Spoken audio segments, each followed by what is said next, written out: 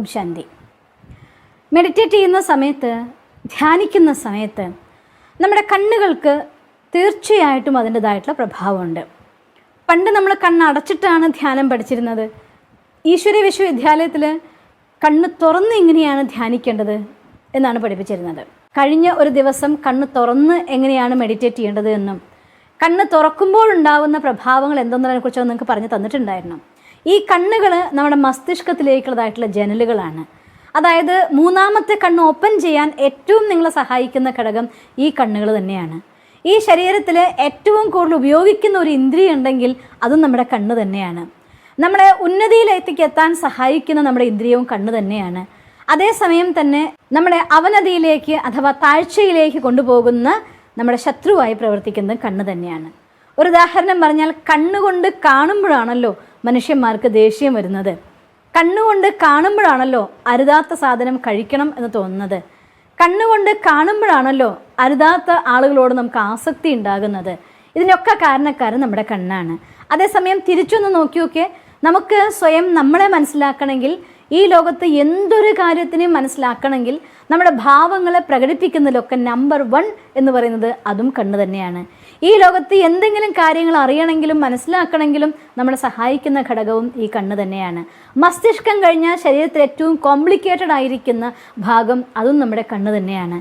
ഈ ജ്ഞാനേന്ദ്രിയം വളരെയധികം പ്രാധാന്യമുള്ള ഒന്നാണ്. നമ്മുടെ ആജ്ഞാചക്രത്തിലേക്ക് അഥവാ മൂന്നാമത്തെ കണ്ണിലേക്ക് തുറക്കാനുള്ളതായിരിക്കുന്ന ഘടകവും ഈ കണ്ണ് തന്നെയാണ്.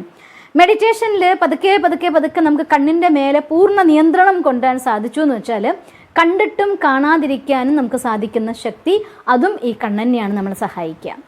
അതുകൊണ്ട് ഈ കണ്ണുകളുടെ സ്ഥാനം മെഡിറ്റേഷൻ ചെയ്യുന്ന സമയത്ത് അത് വളരെ പ്രാധാന്യമുള്ള കാര്യമാണ്. കണ്ണ് അടച്ച് നമ്മൾ മെഡിറ്റേറ്റ് ചെയ്യുമ്പോൾ നിങ്ങളൊന്ന് ചെക്ക് ചെയ്ത് നോക്കിയാൽ അറിയാം, കണ്ണടഞ്ഞ് മെഡിറ്റേഷന് വേണ്ടി നോക്കുന്ന സമയത്ത് വളരെ ഫാസ്റ്റ് ആയിക്കൊണ്ട് ചിന്തകൾ പോകുന്നത് നമുക്ക് കാണാം. അതേസമയം കണ്ണ് നിലത്തേക്ക് നോക്കി ഒരു പോയിന്റിൽ കോൺസെൻട്രേറ്റ് ചെയ്തിട്ടാണ് ചെയ്യുന്നതെങ്കിൽ അപ്പോഴും അത് ഈ ലോകത്തെ ഒരുപാട് ചിന്തകൾ നമ്മളുള്ളിലേക്ക് ഫാസ്റ്റായിട്ട് കയറി വരും. അതേസമയം ഡയറക്റ്റ് ഐ കോണ്ടാക്റ്റിലാണ്, ഐ ലെവലിലാണ് നമ്മൾ മെഡിറ്റേഷൻ വേണ്ടി ഫോക്കസ് ചെയ്യുന്നതെങ്കിൽ ഓപ്പൺ ഐ മെഡിറ്റേഷനിൽ അതൊരു പോയിന്റ് ഓഫ് ലൈറ്റ് ആണ്, പരമാത്മാവിൻ്റെ സിമ്പിളാണ്, അങ്ങനെ എന്തെങ്കിലും ആണെങ്കിൽ സ്വാഭാവികമായിട്ടും നിങ്ങൾക്ക് നിങ്ങളുടെ കണ്ണിൻ്റെ മേലെ നിയന്ത്രണം കിട്ടും. ഒരു മെഴുതിരി വെച്ചുകൊണ്ട് ആ കണ്ണിലേക്ക് മാത്രം, കണ്ണ് ഇമ വെട്ടാതെ അതിലേക്ക് മാത്രം നോക്കിയിരുന്ന് ഏകാഗ്രമാക്കുന്ന ത്രാടനത്തിൻ്റെ വിദ്യയെക്കുറിച്ച് ഞാൻ നിങ്ങൾക്ക് മുന്നേ പറഞ്ഞു തന്നിട്ടുണ്ടായി.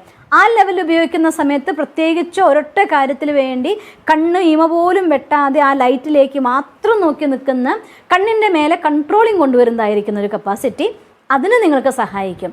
അതേസമയം പരമാത്മാവുമായിട്ടുള്ള മിലനത്തിലേക്കാണ് നമ്മുടെ യാത്ര എങ്കിൽ അതിന് ഏറ്റവും കൂടുതൽ നമ്മളെ സഹായിക്കുന്നത് കണ്ണുകൾ കുറച്ച് ഉയർന്ന അവസ്ഥയിലേക്ക്, നിങ്ങളിരിക്കുന്നതിനേക്കാൾ കുറച്ചും കൂടി ഒരു ചെറിയ ഹൈറ്റ്സിലേക്കാണ് കണ്ണുകളുടെ പോയിന്റ് വെക്കുന്നതെങ്കിൽ സ്വാഭാവികമായി കൊണ്ട് നമ്മുടെ മനസ്സിന് കൺട്രോളിങ് കൊണ്ടുവരാൻ സാധിക്കും. ഇതൊക്കെ പറയുമ്പോൾ ഇതൊക്കെയാണോ മനസ്സിൻ്റെ കൺട്രോളിങ്? ഒരിക്കലുമല്ല. മനസ്സിൻ്റെ കൺട്രോളിങ് കൊണ്ട് നമ്മുടെ കണ്ണുകളുടെ കൺട്രോളിങ് നമുക്ക് നേടിയെടുക്കാം. അതേസമയം തിരിച്ച് ഇങ്ങോട്ടും സഹായിക്കില്ലേ? തീർച്ചയായിട്ടും കണ്ണിൻ്റെ പൊസിഷൻ നമ്മുടെ മനസ്സിൻ്റെ മേലെ ചിന്തകൾ കൊണ്ടുവരാനും സഹായിക്കും. അതുകൊണ്ട് ഈ കണ്ണിൻ്റെ പൊസിഷനിലൂടെ സദാകാല നിങ്ങൾക്ക് കൺട്രോളിങ് കൊണ്ടുവരാൻ സാധിച്ചൊന്നും മനസ്സിൻ്റെ അധികാരിയാവാൻ പറ്റിയെന്നല്ല ഞാൻ പറയുന്നത്.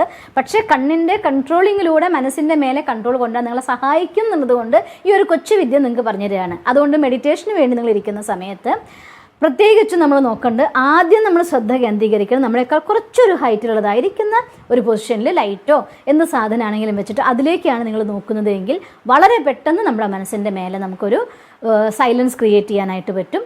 അത് കഴിഞ്ഞ് പതുക്കെ പതുക്കെ നമ്മുടെ സങ്കല്പത്തിൻ്റെ യാത്രയിലൂടെ ധ്യാനത്തിൻ്റെ ആഴങ്ങളിലേക്ക് നിങ്ങൾക്ക് പോകാനും അനുഭവിക്കാനും സാധിക്കും. ഇതൊരു കൊച്ചു ശ്രദ്ധയാണ്. നിങ്ങൾക്ക് സാധിക്കുമെങ്കിൽ ഇതേ കണ്ണ് നമ്മുടെ ഹൈറ്റ്സിലേക്ക് കൊണ്ടുപോകാൻ, പരമാത്മമലനത്തിലേക്ക് കൊണ്ടുപോകാൻ, പതുക്കെ പതുക്കെ മനസ്സ് പരമാത്മാവിൽ ഏകാഗ്രമായി കഴിഞ്ഞു കഴിയുമ്പോൾ ഈ ഐലിഡ്സിൻ്റെ മേലുള്ള കൺട്രോൾ വരാൻ തുടങ്ങും.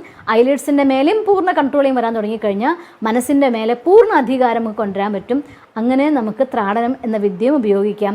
മറ്റുള്ളവരുടെ മനസ്സിൻ്റെ മേലെ പ്രഭാവം കൊണ്ടുവരാൻ കഴിയും. സ്വന്തം സംസ്കാരത്തിൻ്റെ മേലെ കൊണ്ടുവരാൻ കഴിയും. ഇതിനൊക്കെ ഒരു കൊച്ചു സ്റ്റെപ്പ് നിങ്ങളെ സഹായിക്കും. അതുകൊണ്ട് ഇന്ന് ആ ഒരു ചെറിയ കാര്യം നിങ്ങൾക്ക് പറഞ്ഞു തരാൻ വേണ്ടിയിട്ടാണ് ഞാൻ വന്നത്. ഈസിയാണ് ശ്രദ്ധിക്കാൻ, നിങ്ങൾ ശ്രദ്ധിക്കും എന്ന് വിശ്വസിക്കുന്നു. ഓം ശാന്തി. ഞങ്ങളുടെ യൂട്യൂബ് ചാനൽ സബ്സ്ക്രൈബ് ചെയ്യൂ. നോട്ടിഫിക്കേഷൻ ലഭിക്കുന്നതിനായി ബെൽ ഐക്കൺ ക്ലിക്ക് ചെയ്യൂ. ഒപ്പം ഞങ്ങളുടെ ഫേസ്ബുക്ക്, ട്വിറ്റർ, ഇൻസ്റ്റാഗ്രാം പേജുകൾ ഫോളോ ചെയ്യൂ. നന്ദി.